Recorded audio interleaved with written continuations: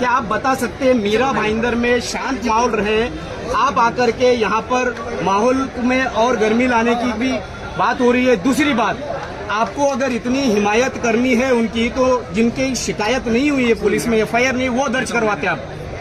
आपका मीरा भाईंदर से क्या संबंध है? मेरा पूरा हिंदुस्तान से संबंध है, क्योंकि मैं भारतीय मुसलमान हूँ। मुझे गर्व है इस बात का। मेरा संबंध है इंसानियत के साथ, मेरा संबंध है कायदे कानून के साथ, मेरा संबंध है और संविधान के साथ मेरा संबंध है।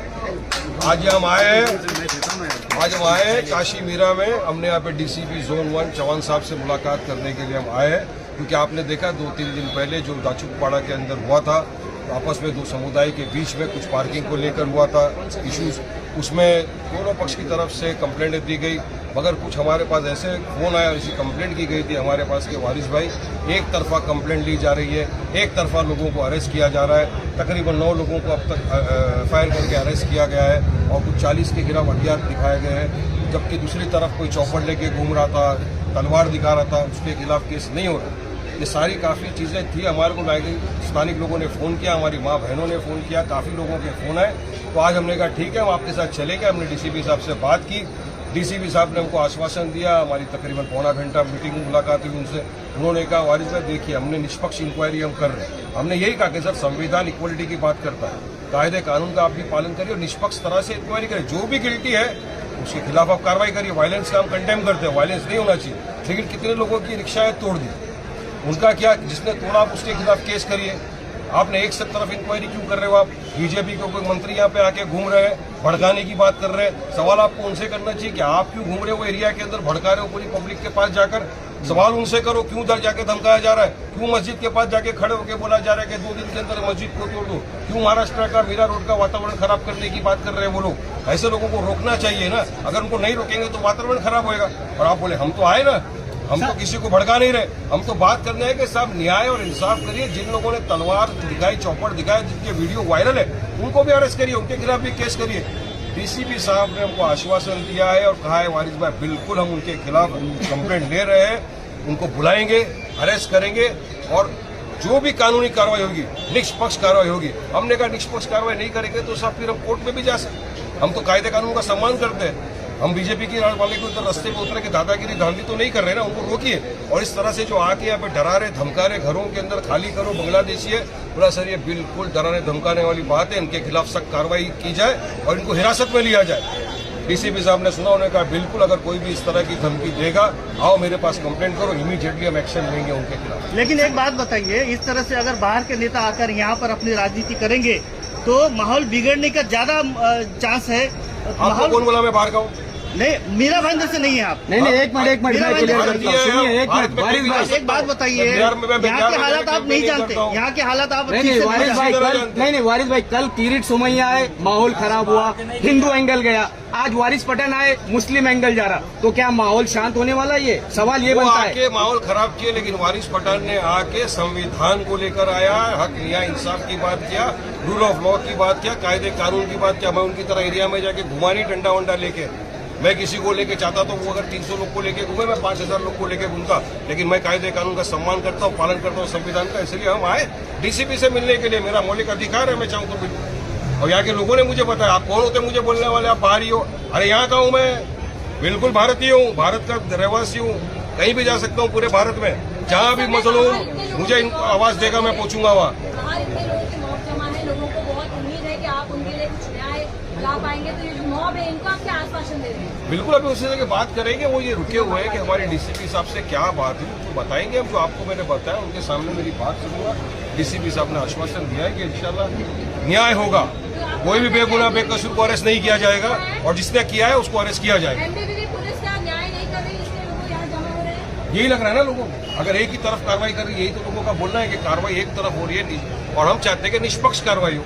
हमारा यही बोलना है कि आप कार्रवाई दोनों पक्ष की खिलाफ बराबर करो, एक ही को आप टारगेट मत करो, दोनों की तरफ कर दो। उन्होंने कहा ठीक है, बिल्कुल हम कंप्लेंट लेंगे और FIR दर्ज करेंगे। और जो भी इन्वॉल्व था, हमने वीडियो दिखाए जिसमें चौपड़ लेके घूम रहा है, 1-2 नाम बताया जिनका नाम लोगों ने बताया वहाँ पे, उनके खिलाफ भी कार्रवाई होगी। पुलिस प्रशासन यहाँ बड़े नेताओं की सुरक्षा रक्षा में ही लगे हैं, तो वो कब तफ्तीश करेगी, वो कब इंक्वायरी करेगी?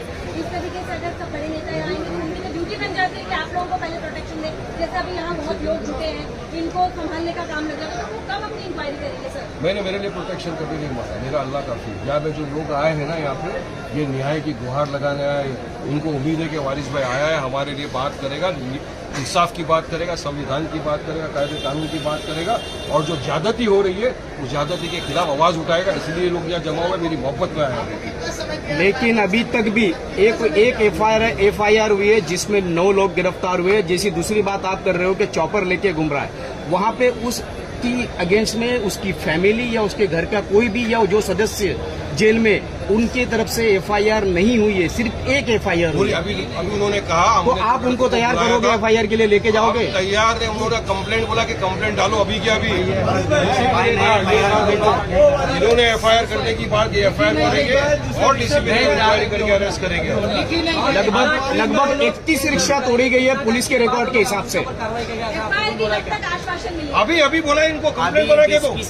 ये आश्वासन दिया है कि आप कंप्लेन कीजिए, मैं एफआईआर रजिस्टर करूंगा। मैं आपको बताऊंगा, अभी तक हमारे ऊपर एफआईआर हो रही थी, एक तरफा कार्रवाई थी, लेकिन वारिस पठान के यहाँ पे आने से अभी कार्रवाई उनकी तरफ भी होगी। हमको ये आश्वासन मिला है, हमको ये भाई का सपोर्ट मिला है। अभी एक बात बताइए, ये जो माहौल, एक मिनट, वारिस पठान जी, एक बात, अभी आप यहाँ पर आए, आपके समर्थन में इतने लोग आए इनका जवाब दो। अगर मीरा भाईंदर में कोई मुस्लिम नेता होता तो 4 दिन से लफड़ा चला, अभी तक क्यों नेता नहीं आए? हमारे पूरे महाराष्ट्र में आए, हमारे खिलाफ बोलने ही आए और हमारे खिलाफ ही बोले और हम लोग को बांग्लादेशी बोले। मतलब जितने बड़े नेता आए ना यहाँ पर सब बांग्लादेशी। अरे एक बोलो, एक कोई मुस्लिम नेता नहीं है। हम आपसे सवाल यही कह रहे हैं, क्या जो नेता आ रहे हैं वो हिंदू नेता आ रहे हैं, मुस्लिम नेता आ रहे हैं, क्या यही हो रहा है? आप मुस्लिम नेता इस वक्त यहाँ पे? मैं आपको संविधान की बात कर रहा हूँ, सेक्युलरिज्म की बात कर रहा हूँ, कायदे कानून की बात कर रहा हूँ, लोकतंत्र की बात कर रहा हूँ। संविधान में कोई किसी ने बोला कि मुसलमान के लिए नहीं आए, हिंदू के लिए नहीं हमारे लिए नेता आए, बन जो के भी है, नहीं आए, अगर हमारे समझ लिए लो, हमारे भाई बन के आए, सुनो, किसी भी पक्ष के खिलाफ, ये हमारे भाई एक बोलो यार। किसी भी पक्ष के खिलाफ अगर अन्याय होगा तो वारिस पठान रहता था, खड़ा रहेगा। आज यह अन्याय हो रहा है जिस पक्ष की उनके साथ खड़ा हूँ, मैं आया हूँ इसीलिए। ये पक्ष के लिए आप क्यों ऐसा कर रहे हो? एक ही तरफा इंक्वायरी आप क्यों कर रहे तो हो? आपने लव जिहाद के एंगल को क्या रोक देगा? आप जो लव जिहाद का एंगल दिया जा रहा है लव जिहाद मैडम बोगस है, वैसा कोई है ही नहीं। इनके बीजेपी के मंत्री ने पार्लियामेंट में खड़े रह के बोला है कि लव जिहाद नाम का कोई है ही नहीं। एक मंत्री यहाँ पे खड़े हो गए थे मंत्रालय के अंदर असेंबली में, बोले इतने हजारों केस हो गए लव जिहाद के महाराष्ट्र में, खुदा पाठ निकला, चूहा कुछ भी नहीं निकला। इसलिए सिर्फ लव जिहाद, लैंड जिहाद, रोड जिहाद, सारे जिहाद इनको डाल देते हैं। उनको जिहाद का मतलब ही नहीं मालूम, कुछ नहीं होता जिहाद। इंटरकास्ट मैरिज नहीं होती है क्या दुनिया में? होती है ना इंटरकास्ट मैरिज को, लव जिहाद बोल देंगे। बड़े बड़े बीजेपी के नेताओं ने शादियां किया है। अच्छा, अभी ये जो लोग इकट्ठा हुए उन्हें क्या संदेश देंगे आप? तो आपको लगता है एक मंत्री के होते हुए और एक भाजपा के विधायक होने के नाते इस शहर में कुछ वर्गों के साथ बाहर आ गया आपका। अगर वो न्याय और इंसाफ करते, संविधान को मानते, कायदे कानून का पालन करते तो वारिस पठान को इतनी दूर नहीं आना पड़ता। वो नहीं किया इसीलिए मेरे को आना पड़ा ना। वो नहीं किया इसीलिए यहाँ की आवाम को ऐसा लगा कि नहीं बिल्कुल हमारा कोई हमदर्द है, हमारा भाई है, इसलिए मुझे फोन करके बुलाया, इसीलिए मैं आया हूँ ना। इंसानियत का भी तकाजा, इंसानियत का भी नाता। हम सिर्फ सियासत पैसों के लिए नहीं करते, हम सियासत लोगों की मदद करने के लिए करते, इसीलिए मजलिस इत्तेहाद मुस्लिम फेमस है। अच्छा, ये लोगों का अभी संदेश क्या देगा? 30 से 35 लोग जब मारने आते हैं उसके बारे में क्या कहना चाहेंगे कि एक समुदाय के लोग दूसरे समुदाय को मारने आते हैं, इस विषय को लेकर देखिए। कोई भी समुदाय का इंसान दूसरे समुदाय को अगर मारने आए तो गलत है। मैं वायलेंस का हमेशा से कंडेम करता हूँ, करता रहूँगा। किसी को कायदा कानून हाथ में लेने का अधिकार नहीं है। पुलिस को कार्रवाई करनी चाहिए, लेकिन अगर कोई मारने आ रहा है, उसको कोई मार रहा है या आपस के अंदर भिड़ रहे तो निष्पक्ष कार्रवाई होनी चाहिए। दोनों पक्ष के खिलाफ कार्रवाई होनी चाहिए, बस इतना। आपल्या शहरातील ताज्या घडामोडी पाहण्यासाठी रणनीती टाइम्सला सबस्क्राईब करा आणि बेल बटन प्रेस करा, लाईक आणि शेअर करा।